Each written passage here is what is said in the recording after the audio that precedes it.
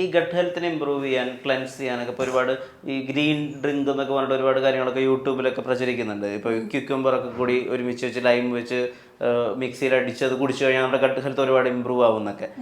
അങ്ങനെ ഒരു ടിപ്പോ റെമഡികളോ അതിലൊക്കെ ശരിക്കും സത്യമുണ്ടോ? അല്ല, ഇത് പ്രകൃതിയിൽ നമ്മൾ പറയുന്നത് പോലെ തന്നെ ഓരോ ആൾക്കാരുടെയും പ്രകൃതി അനുസരിച്ചായിരിക്കും അവർക്ക് കൊടുക്കുന്ന ട്രീറ്റ്മെന്റും. സബ്ജക്റ്റീവ് ആണത്.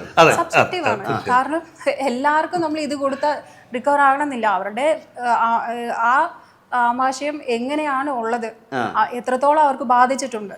അപ്പൊ അത് ഇല്ലാണ്ട് നിങ്ങൾ ഇത് ചെയ്തോ, എല്ലാവർക്കും ഇപ്പൊ പനിയുള്ള എല്ലാവർക്കും ഒരേ മരുന്നായിരിക്കില്ല നമ്മൾ ആയുർവേദത്തിൽ കൊടുക്കുക.